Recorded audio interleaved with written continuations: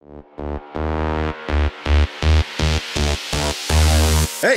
drop.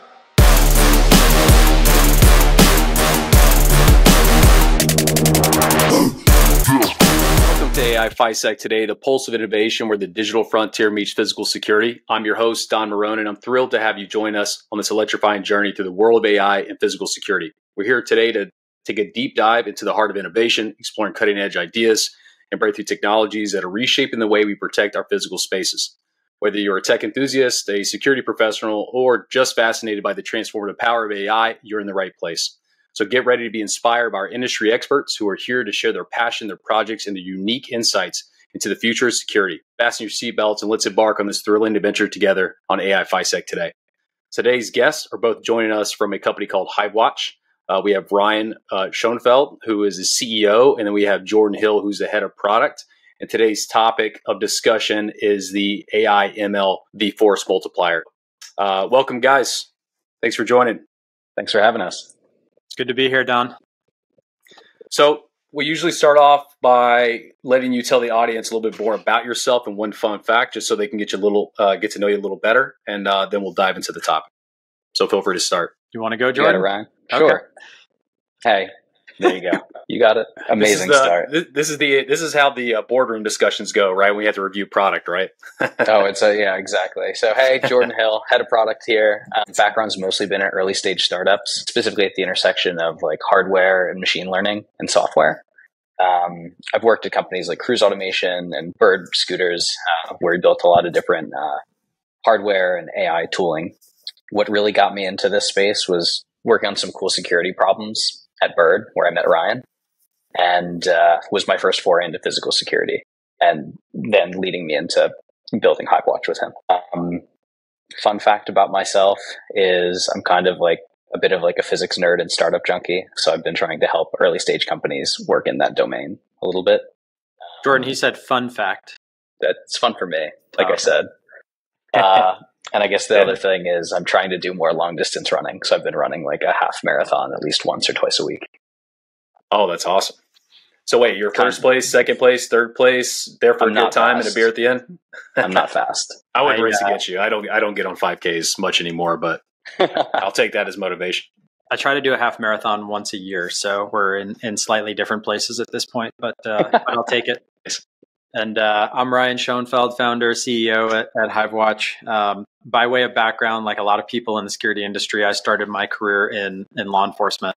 I was a police officer and a detective. I got my master's in IT and system design, which led me into computer crimes. And at the time, it was the early days of smartphones and social media and looking at ways to extract data from unique places to better operationalize criminal investigations. And it's kind of closely to what we do at Hivewatch now. But between then and now, I worked for a global guarding company, helping with tech innovation and managing a lot of guards.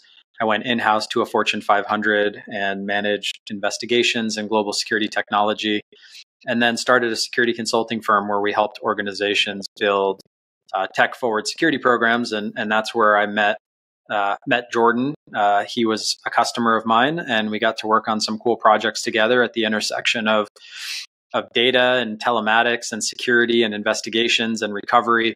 But at its core, it was finding ways to operationalize extracted data. And really, that's what we do here at Hivewatch. So we've run our own GSOC now for almost 6 years. We started building software about 3 years ago to make operations centers run more efficiently and effectively.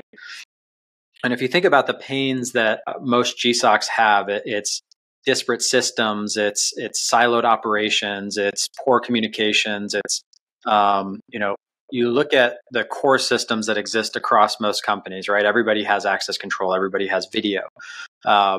But very few people have unified systems, and very few people have a method to actually get more value from those systems than just using them forensically after something happens to go back at the video and say, hey, did this thing happen? Okay, great. We're going to send this clip of video to the insurance for our claim. And so how do we extract data from those systems? How do we make systems that don't natively talk to each other? How do we make on-prem talk to the cloud? How do we operationalize a workflow for a workforce that has extremely high turnover and difficulty with onboarding and training.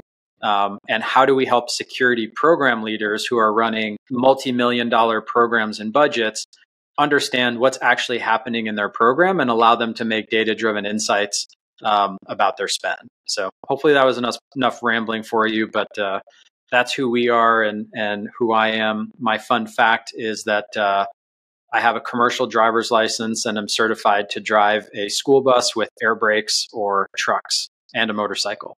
So there you go. Now I'm so curious to know when you need to drive a school bus, unless you're a school bus driver by day or by night or afternoon and a CEO for the rest of the week. The school bus driver is my real job. And then sometimes I put on CEO hat. No, interestingly, when I was a cop to drive the SWAT vehicles, which were commercially rated for weight, I had to get a commercial license and the county put me through the school bus training program. And at the time I did have a side job where I drove a school bus for a few months for a private school. And fun fact there is I was hopefully the only armed school bus driver in the area. Nice. Yeah. I am fascinated how you guys got together. You were saying that Jordan was a customer of yours, right? So was it, Jordan, you probably looked at Ryan, you said, this guy knows how to solve problems.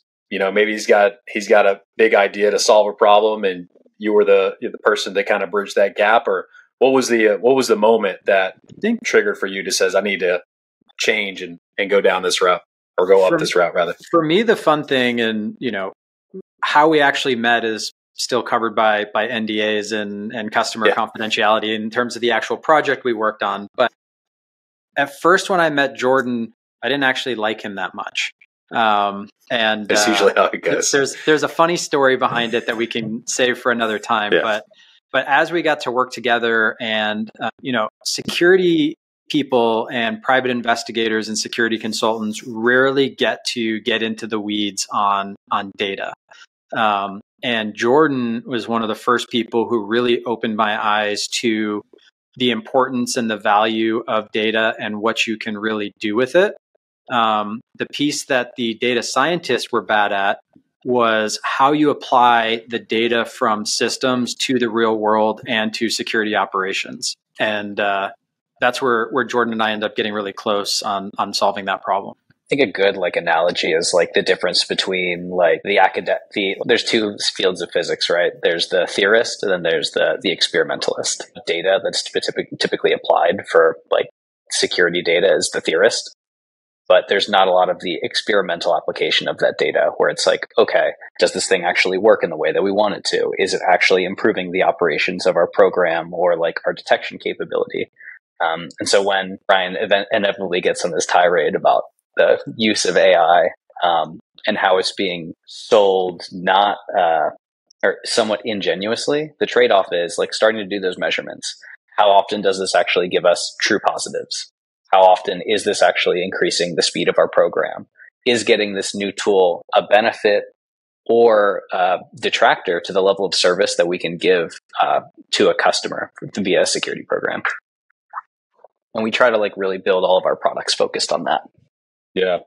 I love the basis of what is practicality, right? The theorist versus actually applying it to solve real world applications.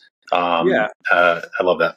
And think about, how that applies practically in a security program where you have very seasoned security executives and they've got great experience and background to pull from, but it's also not data. And so you may know that something is unsafe or that there may be an increased likelihood that something happens, or if you don't do this, then this could happen. But the challenge with security programs historically has been we have all this sort of qualitative metrics and feelings and theory about things, but not the quantitative piece to back it up. And so a lot of security leaders have to go ask for budget. And they're saying, if you don't do this, then this is going to happen. And the cost of the business is this. And it's kind of made up. It's definitely based on experience. I'm not saying it's not real. But if you had the ability to actually put metrics behind things that you prevented, the amount of work that you're doing, the the real world application of security. If you're able to, we do a talk about tying security back to the business.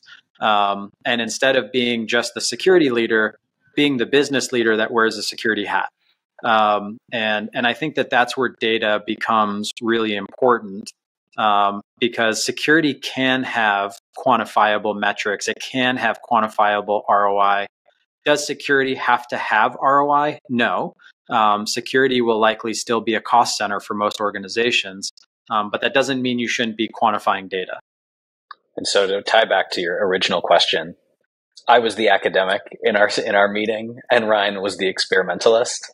And I think us pairing together, to let me start quantifying the actual good security practices that Ryan was pushing back on, starting to quantify the intuition that he had from his experience as a physical security leader, made us really, really successful for the projects that we were working on, especially in times when budgets were being cut. And the really cool thing about those projects was he would have an idea based on the data that he pulled. I would have an idea of how that tied to the real world based on my experience. And then we would actually go out into the real world and test it, and then come back and pivot and try something else and go out and keep experimenting until we had honed in on a thing that we could reliably measure a success rate. And then we scaled that. And that was hugely successful. And one of the things that Jordan had to measure was the success rate of that program. And the numbers were off the chart because we continued to measure and iterate rather than just guess. It sounds like you guys certainly complement each other, right? It's I don't know if it's necessarily left brain, right brain. It's just brain. And it seems like both of you have work in parallel in a way that's helped you expand and likely get to where you're at right now. And it's really impressive. I mean, what I'd love to, even Ryan, on your side, your journey, where you've come from. And we don't see a lot of, I don't see as many founders that come from the space that have enough empathy to understand what real world challenges look like. And then how do we enable operators to be successful in their own individual business units by empowering them with information, right? That helps them do that. So I think what I'd like to do now, thank you guys for that intro, is go into the topic, which is AI, ML, the force multiplier. Feel free to start wherever you want. And then we'll just kind of navigate through the conversation as we go along. So I guess I'll start with my shit talk.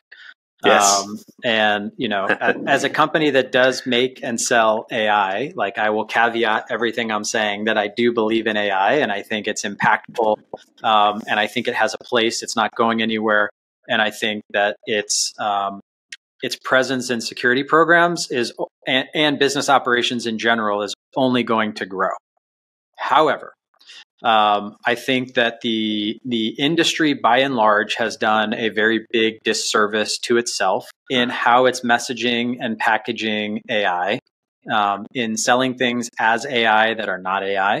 And, remembering that many times we're selling to a customer base that is not super technical. And so, I call it the trade show effect, right? You show up to a trade show and you get to see a demo of all these cool products, and it's in this amazing environment where everything works exactly perfectly. And so the customer's like, yeah, I need that in my security program. Let me have 2 of those. And then they get back to their environment, which is clunky and on-prem, or their bandwidth sucks, or they don't have a good relationship with IT, or all the different things that can go wrong in trying to deploy a highly technical solution in a physical security world. And I don't think we're having enough of the real conversations about, even if the practical application is there and we understand that if this program works correctly, it will have X impact on my program. Everything that has to go into the consideration of procuring it, implementing it, rolling it out. And by the way, AI doesn't solve your problems by itself. I always say that technology and operations is where the rubber meets the road. And I think that's another piece that's really highly overlooked. Is great, you've got some efficiency found from AI. How are we tying that into the program? What are we doing to respond? Are we changing the level of operators that we need? Are we reducing our guard footprint, but leveling them up? Are we like, how are we using the data in the program to actually make impact? Because just buying some AI doesn't actually solve your problem. It's one of 100 other point solutions that you already have that doesn't tie into anything. And we can have a whole point solution conversation. It's typically packaged around like AI is going to solve all your problems, but really there's like three segments that you're actually solving with AI. There's either detection, like there's going to be some form of like false positive reduction, which I think is going under detection, or like operational improvements. And you can quantify those very specifically and they won't solve all your problems. Like how often, like how fast did it, or like how true like the rate of like incident creation is, should be in how you're evaluating the products. And you can quantify all of those things to roll back to the value that it's giving to your program. Well, I'll give you an example, real world example, like great, Hivewatch reduces false alarms. That's awesome. That drives operational efficiency to the program. One of the other things we do is detect tailgating. Well, if you're not using a physical piece of hardware to do that today, or you're not using some other machine vision tool that can detect tailgating, 99% of security programs today cannot detect tailgating. And so the challenge when a security leader goes and says, hey, we're going to use AI to detect this new security threat to the business. Great, tailgating is really important, don't get me wrong. But how have we socialized it to the organization? Do we have a policy that prohibits that? Do the employees know that? Have we started building a response mechanism, a communication mechanism, some type of interplay with HR for when these incidents get detected? Is there a period of time where we're going to use our alerts to do an education campaign for the employees so that they understand, hey, we're watching this as a thing now. What is the enforcement mechanism? And by the way, this is a whole new segment of alarms to respond to that you didn't have to respond to before. So maybe you're finding some efficiencies. You're also increasing on another front. And so I think that's a lot of the thought process that needs to go into looking at and evaluating some of these new tools, rather than just saying like, hey, this new detection type is really cool and would be impactful for us. It seems like some customers, what I'm hearing, and maybe correct me if I'm wrong if I'm not hearing the right thing, but it seems like kind of compartmentalize or productize AI as opposed to thinking it as what outcomes it serves and what journey it's going to take to get there. Because what I've learned is 100%. So feel free to expand on that if you want. But I think one of the things that I thought was fascinating, though, is they don't really know where their data is, what format their data is in. Is it accessible at all, right? Is it labeled at all? Is it reachable to AI? And so, yeah, feel free to expand on that, because I think I hear what you're saying, because it can get frustrating if your product has true AI built in, has purposeful existence and outcomes and everything. But yet you have a lot of times where it's a trade show effect and it's a productized thing and it says AI, boom, like, hey, buy this. It's only $99 a month or something like that. You get an AI, I think it's what you mentioned about outcomes is really important. Mm-hmm. And it's how we work with our customers. We typically are not like we work with our customers to be like, what's your success criteria? What's the strategic initiative that you're trying to like bring what's about your pain, for problem? Your pain, your problem, your organizational win statement. Like, are you going to show that you're improving your program? And like, that could be adding a new detection type. That could be adding a new detection type and reducing that amount of like occurrence. Like, somebody went into a secure area, and so now you're like, that wasn't supposed to be there, and so you're going to implement tailgating. How are you going to tell that story outside of just like, we got tailgating to we got tailgating detection and we've been able to reduce it by this much? There's a much richer, longer story that you have to take folks along for. And so we spend a lot of times on the outcomes, not just the deployment of the tech. Also, why do you care about tailgating? And I don't mean that from the obvious security perspective. Obviously, tailgating is important, but like, do we have a compliance obligation in our organization? Are we subject to FDA regulations? Is this a DoD facility? Then you have a business problem where a tailgating event, just as one of many examples, causes a failure to comply with something that is material to the operation of the business. And so like the security leaders using that to say like, okay, we're doing that today very manually, and we're throwing guards at the problem, or we're throwing all this other technology, or we have to throw hardware on these doors to do that. great. Now you probably have a really good business case for spending the money that's involved in deploying computer vision, because that's going to involve servers and it's going to involve infrastructure. And, it's not just buying the software from the manufacturer. There's the stuff that runs in your environment that makes it work. It's kind of funny at ISC this year, how many people came up to us at our booth and around and said like, hey, we're excited about Hivewatch and we have budget for AI this year. And my response would be, that's awesome. And I'm happy to take your budget from you. But like, what do you want to do with AI? And the number of people that had like a real answer to what problems they were trying to solve, what initiatives they were searching for AI for, it was really like, our company has a corporate objective that we need to increase operational efficiency with AI. In some cases, it wasn't even that specific. It was just like, hey, we need AI. And that's a real problem for these buyers because one, they're going to get sold a bill of goods. And number two, they don't really know what their outcome is. And so one of the challenges, and I talk about GSOCs a lot. GSOCs have been a big part of my career for a long time. And one of the reasons they're so inefficient is because organizations find a problem that they need to solve. And typically it's a compelling event, as we call it in sales, where like something bad happened. And now we've got all this executive attention and buy-in. Reactionary event. Yep. And so like, I'm going to go buy something that solves that problem. And so we bought a solution and it does the thing. And that's the time, outcome. That's it, right? But over time, you get a lot of the things. But you don't actually have a program and the things don't work together. It's not cohesive. And so then you have to throw more people at the problem. And the correlation between those systems and platforms is disparate and highly manual and slow, which makes you more reactionary. And so that's really where like we think about it and encourage end users to think about things programmatically and from a platform perspective where, sure, you have a problem and you need to solve that problem. Number one, what technology do you already have? Can you do it with something that's in your stack today and you're just not using it that way, or it's another module you can turn on? Can you eliminate stuff from your stack? Because most of the organizations we talk to have a lot of duplicative stuff, multiple softwares that do the same thing. And sometimes there's a reason for that, right? On an Intel product, you may want multiple sources coming from different places. So, I understand that. But you don't always need multiple systems doing the same things. And a lot of times somebody didn't know that the other person bought it, or it's been there for a while and we got something else, or this contract's not up yet. So the prevalence of point solutions and the lack of interoperability between them, and then really the visualization of it, right? Like, it's pretty unfair to say that most SOC operators at the end of the day are basically security guards, right? Like, they haven't gone to college and gotten a degree to be a SOC operator. They haven't been through a year of training for it. Like, if they're lucky, they get 2 weeks.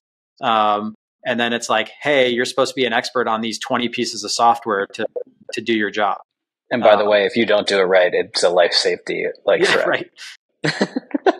It's fascinating you mentioned that, because I was actually at a big end user event. There was like almost 170 end users there, right? And about half as many companies. And we had AI breakout sessions. And like one of the just high level on that topic is, I said, hey, because what's happening, they're all getting asked by their company. The company sees generative AI and everybody's saying, figure out how to get it implemented into your business unit, right? Whatever it is that you do. I don't care if you're on the janitor side, figure out how to incorporate generative AI into your mops. I don't know. But it's the next startup. Right. Yeah. Guys, we know some VCs down if you want to start that.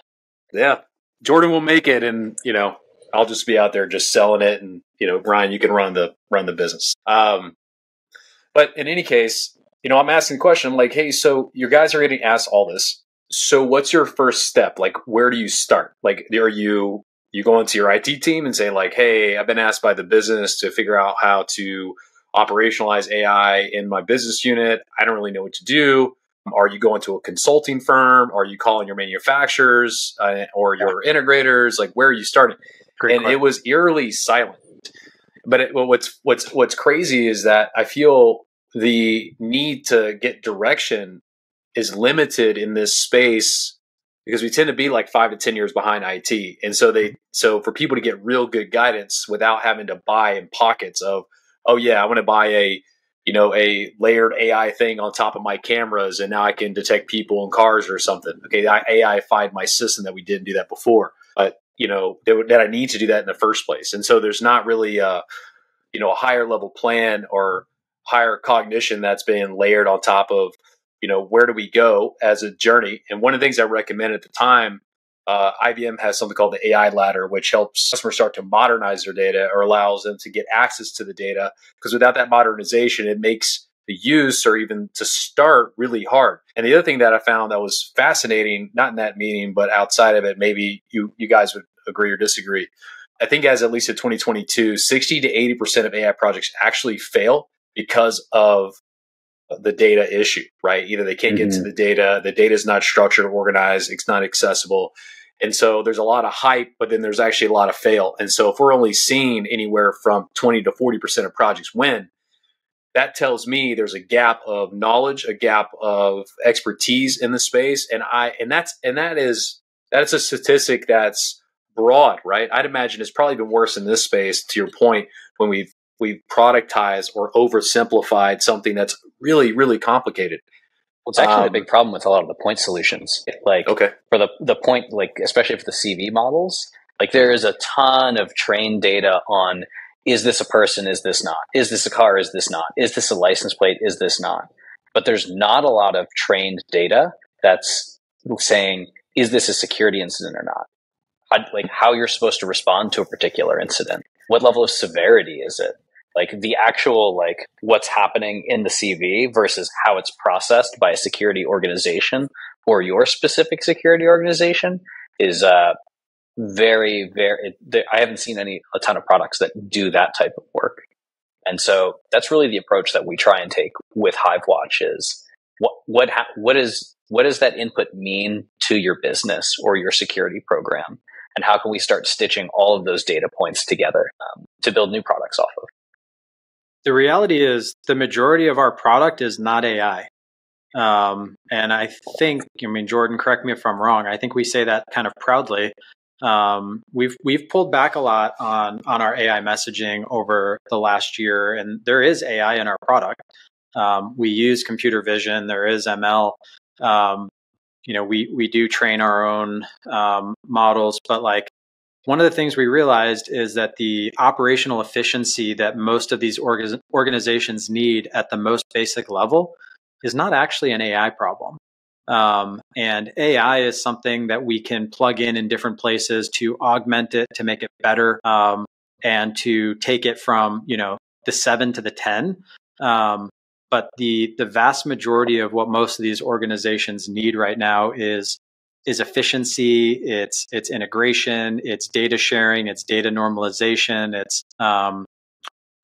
it's those more than they need some fancy bell and whistle. Now, as organizations shift to remote, as the structure of companies look different, as the future of GSOC changes, we're seeing a lot of organizations where they had the big GSOC with the video wall and all the seats, and now it's decentralized. One of the cool things our software gets used for now is totally virtual GSOC.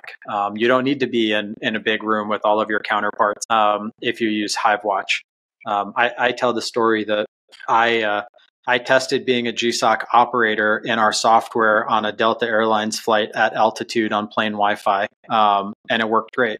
And that may not sound like a big deal to an IT person that's listening or anything else, but anybody who's lived in and around GSOCs and had to worry about VPNs and all the the connection. You didn't even have to RDP into anything. Yeah, no, yeah.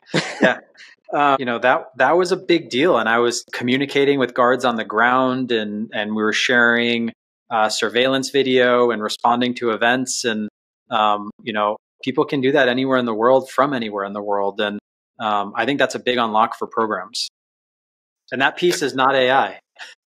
Yeah, no, for sure. And I think it's good, right, that you guys kicked it off that way to kind of start at a foundation of understanding of how it's used, how it's how it's not AI, right? Or what is AI, and kind of bridging those gaps of understanding. Because I think we have tons of end users, and I'm working to build an end user network around the podcast to help educate and to assist people right through this journey that's here, right? And I would definitely say inevitable. But I'm curious. You said something there, Ryan, I thought was interesting. Since we're sort of on the topic as opposed to coming back later. From y'all's perspective, like, what do you feel like the future of the GSOC is going to be? Do you feel like it's going to be, like you said, it's remote, accessible, virtual? I can get to it from anywhere I need. I don't need to go into an office and I have like 15 screens or 100 screens. What is the future? Like, what does the GSOC look like today? And then what do you think the future of the GSOC is going to be? I mean, I have my like way crazy future visions, and we can do middle ground. Maybe like what it is today, what it's realistic, and Ryan crazy. Yeah, yeah. But all of it goes. Yeah, but I think I'll give you my favorite consultant answer. It depends. I think that there's organizations by their nature, critical infrastructure as an example, or federal government where you're not going to have operators working from home. It's just not going to happen. Or where data involves classified or sensitive material, like you're not supposed to have that at home. We've learned in the news recently, you're not supposed to have classified materials at home. But so like those ones will always be a challenge. And I think that those organizations will probably still have a SOC. What it looks like, does it need to be the big control room? If it's the government, it probably will because it's the government. But does it need to be? No. And then I think you'll see a lot more in the private sector, decentralization, regionalization, and maybe even completely virtualizing.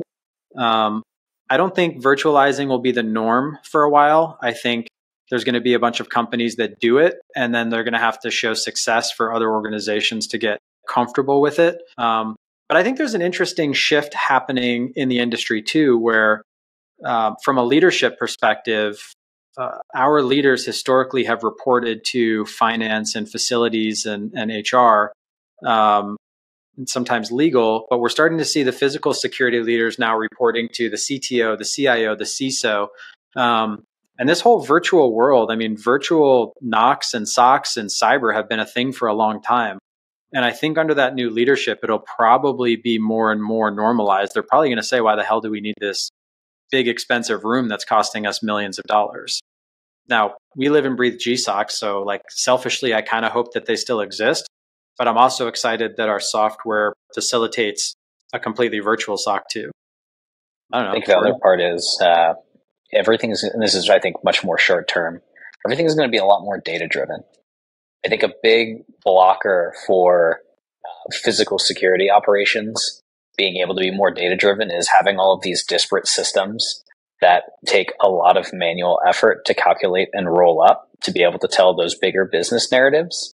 And so being able to have a physical security team report their own success criteria and internal metrics at the same aptitude as like a marketing or sales team to the business is going to be really, really impactful on the types of budget that they can get, the types of improvements they can highlight, and the amount of respect that they can get in their organization. And that's where I actually think Jordan and I probably agree that AI can have its biggest immediate impact in the organization in terms of metrics and reporting and data normalization and like real-time response. Because the reality like of these multi-million-dollar GSOC programs right now is most of them are chasing alarms and 100% reactive. And so like, are you really getting your bang for your buck there? I'd argue no. And with the same or similar budget, you could be doing a hell of a lot more. Mm-hmm. So let's talk about, so you just hit on some points that I thought summarize what is the force multiplier, right? Potentially, or is now. You broke up metrics, reporting, real-time response. I love to hear what you're seeing as practical examples or just generally talking about the topic between each of those, right? So maybe there's an aspect of here's what we're seeing where maybe AI is helping customers, have a force multiplication of their ability to get metrics, right? And I definitely empathize, by the way, with this topic of enabling security operators to have meaningful information so that way they can get money. I know that they struggle. I'm a sales guy, right? So they don't really get tons of budget. IT might consume it. they tend to sell internally to the risk mitigation factor, which is really hard to prove. I've said this before in a previous podcast, because it's on the quadrant. It's got to be high in probability and high impact for a lot of at least private companies to care. If you're in a public sector or maybe in education, things can change. But generally, they've been selling like that for a long time. And so now they find ways to use metrics. Let's say with Start Metrics to get that leverage that they need to get the new system, the new modernized system they've always wanted, but they could never had the money to get it in the past.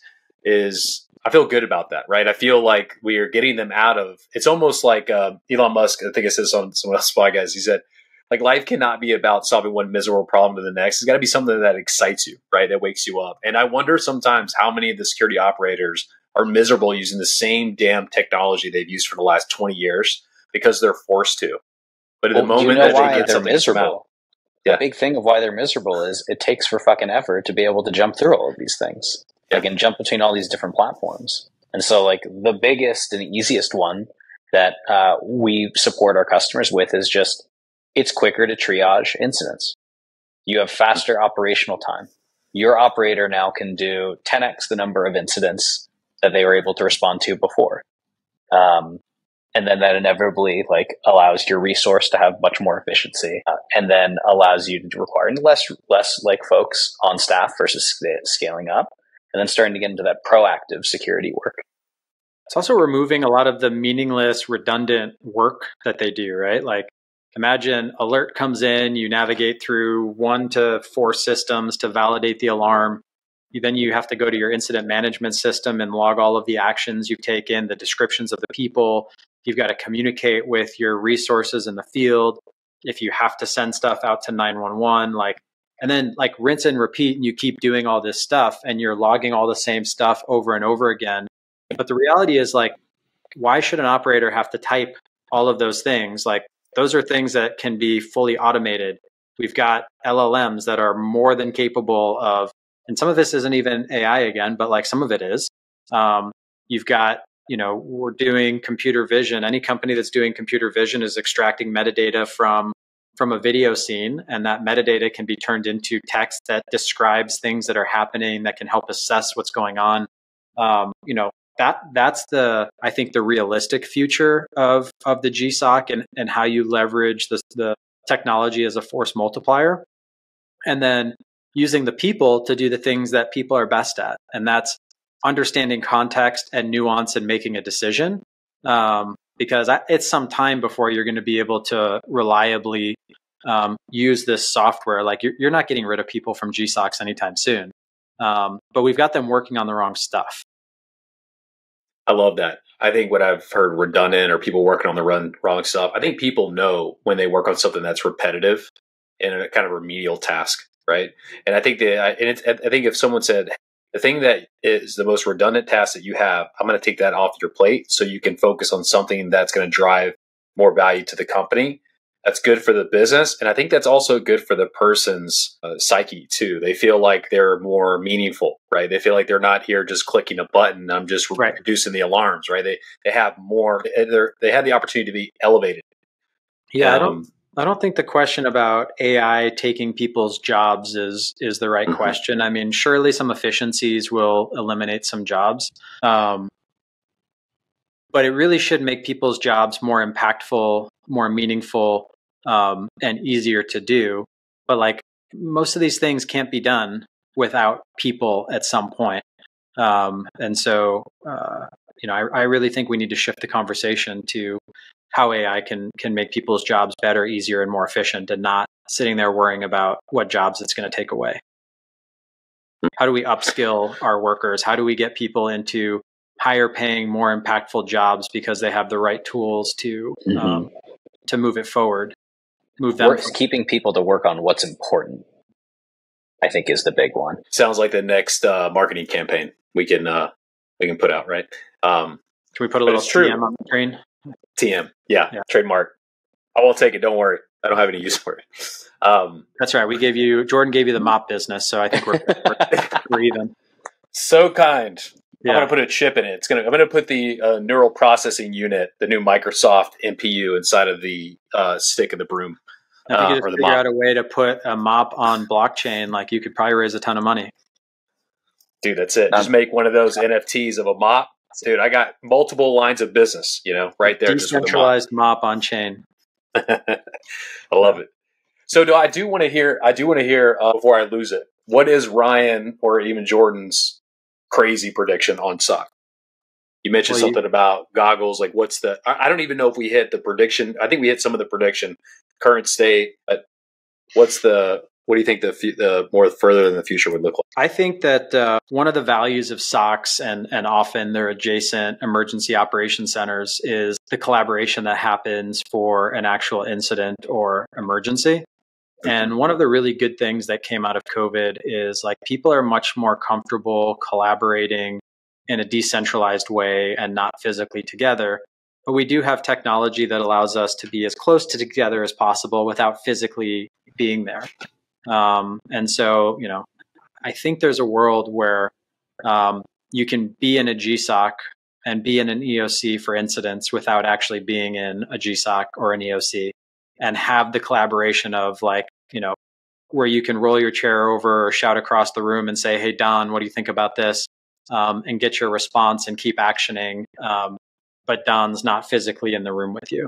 And I think that's cool. I don't think we're not there yet because one, there's no goggle or AR, VR technology that people can actually wear or use long term is part of the problem. I mean, obviously there's other technical challenges beyond that, but I think that'd be pretty cool. It would be, right? I was watching something unrelated to the industry, but they were reviewing Vision Pro and version 1 of it being able to replicate you, right? Looks pretty decent, but not realistic enough. But they actually compared it to transporting, right? Almost like beam me up, Scotty.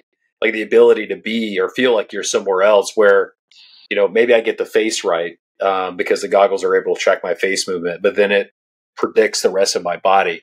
Mm-hmm. And now I feel like I'm in there in person. They've gotten, I think, down to the shoulders and maybe some of the hands, but that's about as far I think they've gotten. But it'll be fascinating to see how much more of that they'll put out in the next year or two, and see if we can't get closer to what that would be. That would be kind of neat. I think we're at a stage of technology development that like things are just moving so fast. That things that were Star Trek-y a couple of years ago, like what is Star Trek-y now to when it becomes reality is just such a shorter time horizon at this point. And it's scary, it's cool, it's awesome. But I don't think anything that we're thinking now is really that far-fetched. But Jordan, what do you think? I mean, I think the big thing, and it's where we've put a lot of our chips today at Hivewatch, is like once all the data is commingled together across these different systems, you can build some really, really cool technology. At Hivewatch, we've only started scratching the surface with your computer from your cameras, data from your access control systems, and like data from your actual security operations. But once you start pulling that all together, you can really, and having it labeled in the security context, you can really start having your own automation for like even the security reasoning.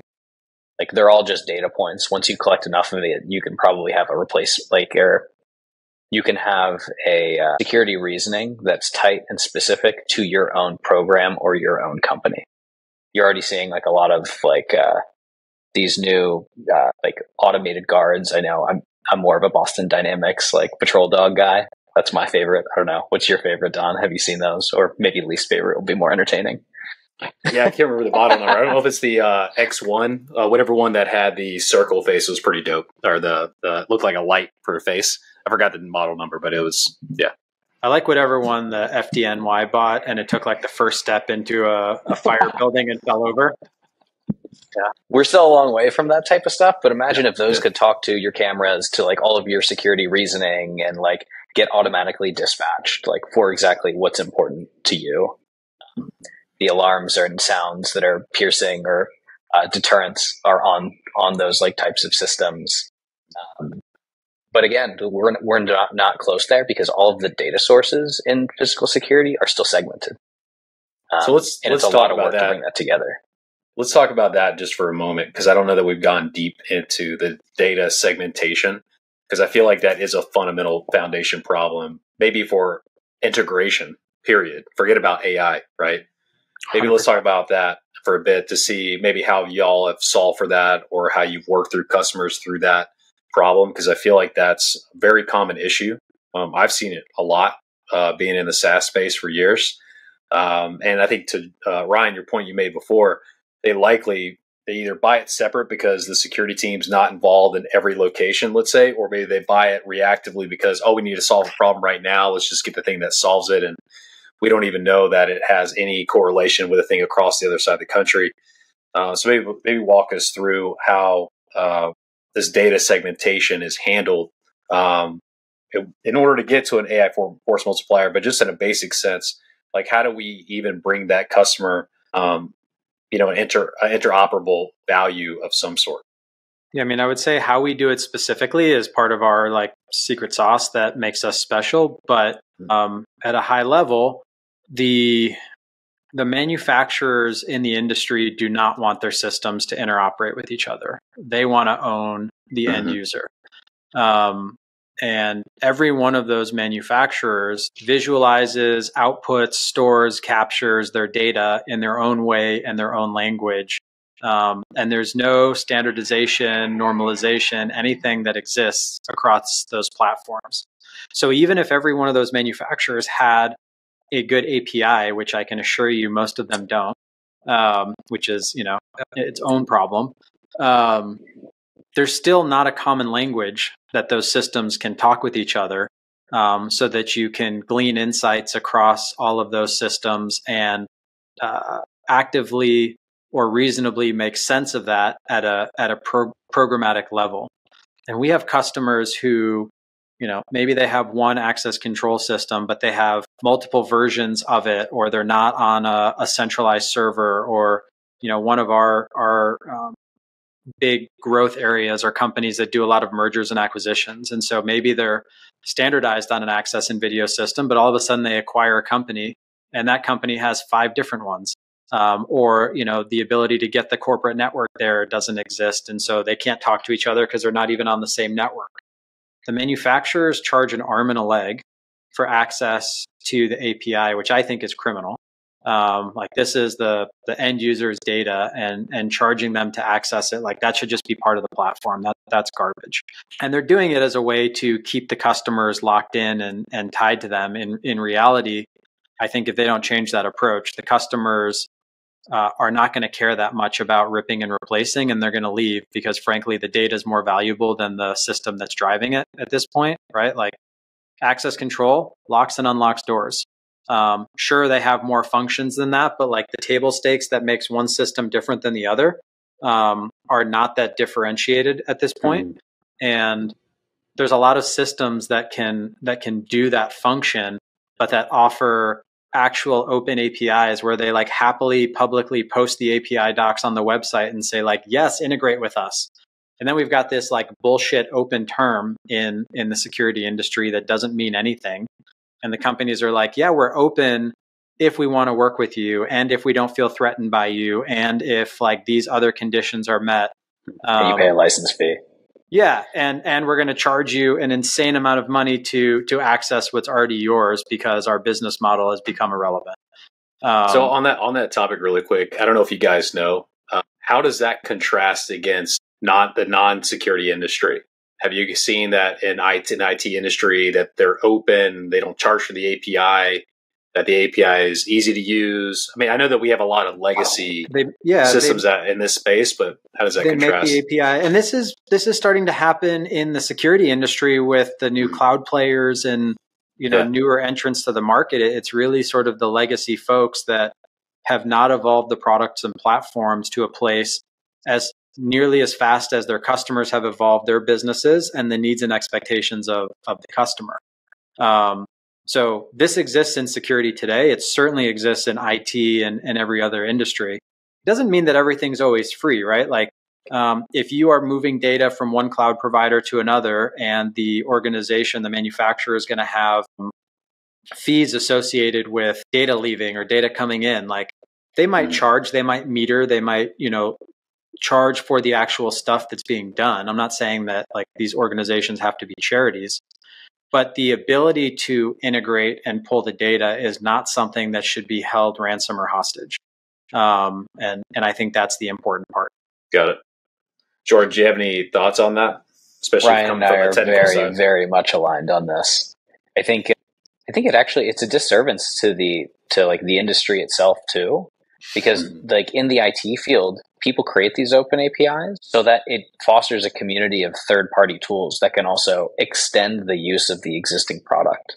And so when you have like these big players that have a ton of market share, lock up that ability to be able to play around, test with, try new things, you're also limiting the new products that can be developed in the space. And we're building integrations with companies and products where some people think we might be competitive, where we have some overlap in features. But like as companies and manufacturers, we've agreed that like our core value prop to the customer is wildly different. And also it's in the best interest of the customer to be able to use their data, and they get a better operation if we play nice together. This is a big industry. There's plenty of room for people to compete and for lots of big companies to exist in this space. Yeah, it is touchy, right? I mean, it's a mostly channel-based industry, and it's also one that's like, concerned about who's taking what. And that's tough, right? When you have an ecosystem. And even in my past, I've seen the power of a ecosystem and what that does to, I think what you were saying, Jordan, is it extends the use of an existing product, right? So to me, it's like it takes a product that they have right now and makes it more useful, so therefore more valuable to me. That's right. If I don't have a way to extend that product to make it more useful, more valuable to me, then it's not as useful and not as valuable to me. So I think that goes towards I think you made a really good point about bringing up the channel, which is like, here we go. We're friends with the channel. But like the outcomes are misaligned. Like we talked a lot about the operator, like efficiency and improving the operator program. The channel are not the people who are developing the tech, but the people who are developing the tech for the channel are developing it for the channel, not the outcomes for the actual security program or the operators or like the program managers, the security executives. And while it may not be intentional and it's like being done in bad faith, it influences the types of products or new features or like focuses on design that you end up leaning into when building security products. And Don, that's something we've tried to not shy away from. Yeah, and I think you made a good point, Don, before too, when you were talking about I guess it's the stickiness of the product, and how these. I keep harping on access control, but this example is applicable to lots of different technologies in the space. How you figure out how you make your product more valuable to the customer, and you end up making yourself more sticky. You give yourself an ability to upsell, cross-sell, build new products that they could utilize. If you relegate yourself to a place where you're just a system that locks and unlocks doors to them, then you're going to wish yourself out of existence, because that's no longer the problem that's most important to the organization. And there's other companies that can do that.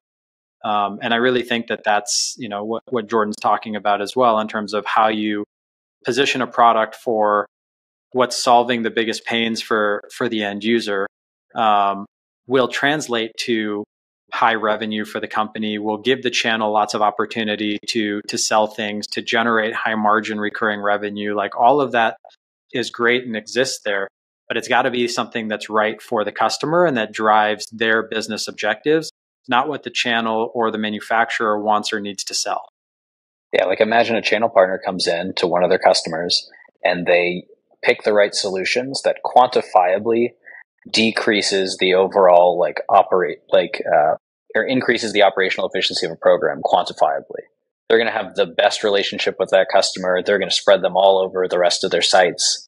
Like there's a ton of business that comes from getting aligned with the outcome versus just hooking them up with new products. And I think that mindset with data being unlocked and being more easily reachable to show those quantifiable gains helps that storytelling for expanding versus my door's locked now, they don't lock now. But like how much my SOC can actually like be revving on more horsepower. And I think that's the old model, right? Like you sell something, you get your annual support agreement, and that's sort of your relationship with the customer, as opposed to like getting in there, learning the business, finding the right solutions for them, finding the ability to like bring new tech and say, hey, you talked about this problem. Have you heard about this solution? And then you've got some other thing to sell.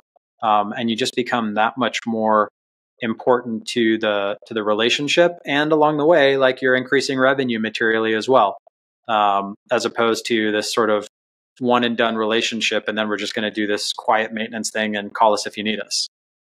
Yeah, and I think it's to y'all's point. I mean, I feel that it's human nature to want to be fulfilled in life and also to live to your potential. And I wonder that the technology that I use daily to do my job to help me live to that potential should also be aligned with that.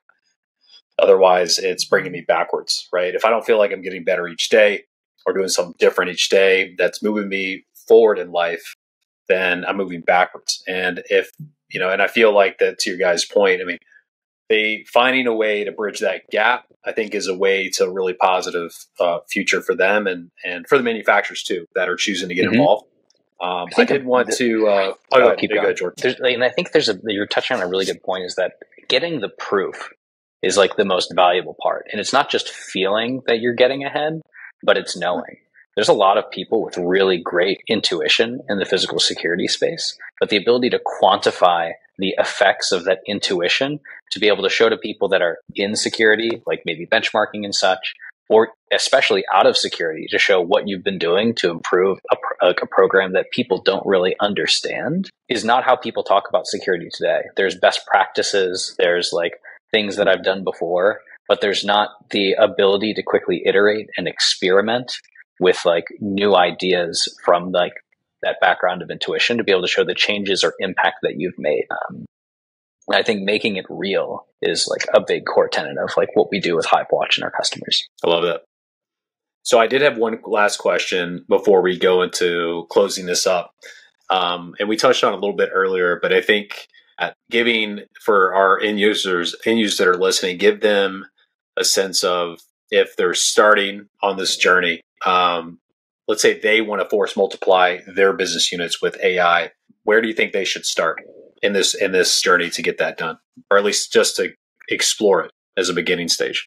I think they need to slow their roll and take account of what they're actually trying to solve. What are the pains that the program is experiencing? I think they need to do an inventory of what they currently have, figure out what outcomes each of those things actually drive, or which pains those solve, which ones of those things we have because we just renew every year when the contract comes up, but they're not actually valuable. And then take a holistic approach to problem solving. And undoubtedly, there is some piece of AI tech that will help with that. But I don't think starting there is the right place, because you're just adding more noise to the mix for the operators and for the people who have to deal with security and respond to security, versus taking a holistic approach. And it's part of why we work so closely with security consultants, right? Like their job is to get into these organizations and understand the operations and help advise and guide end users. Their job is not to sell whatever's on their line card that has the highest margin. Like, they're independent by design. And I think that whether it's the security team internally that's doing that, or it's hiring a third-party professional to come in and help do that, like, I would start there, because just going and buying some cool tech is not actually solving a problem for you. And I say that as somebody who sells some pretty cool tech.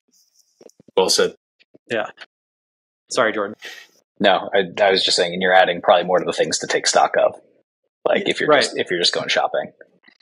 Yeah, and if you are just going to buy some cool tech, like Hivewatch.com. Yeah. Boom. Yeah. Yeah, well said. It's like, don't trade one problem for another problem. Start with the basics first. So thanks, guys. So it's that time of the podcast where we're going to close things up. Please tell the audience something that y'all are working on. It could be as a team. It could be individually that you're really excited about, and also where they can find you. So the thing I'm most excited about that we're working on right now is not actually a new product or a release, but it's focused around data and our existing customers and really helping them use the data to drive efficiencies in their programs and make decisions. And those efficiencies can be around system improvements and enhancements. It can be around their staffing and staffing allocations. But it's been really, really cool to see, when we sit down with customers and help them look at their data and understand, like I said before, where technology and operations is where the rubber meets the road. And like, that's where we get to see that happen in these organizations. And that to me is a highlight. I think I would mimic exactly what Ryan's saying. My favorite is the aha moment when you're able to talk through a lot of the data that we pull up. Just like, it's like, oh my God, there's this, like, I think my favorite is the aha moment of there's the problem. And then there's the satisfying moment a week or two later when you show that they've been able to resolve it. And like they've materially changed their program and they know they made the right decision. Also, we're building cool shit. That too. Doesn't hurt. Yeah, always room for cool shit. We don't call it R&D, we call it cool shit budget, right? That's right. That's a technical term. I don't know if you knew that one. I missed that one in business school, but I miss a lot of things in business school, so it's okay. Yeah, so tell the audience where they can find you guys.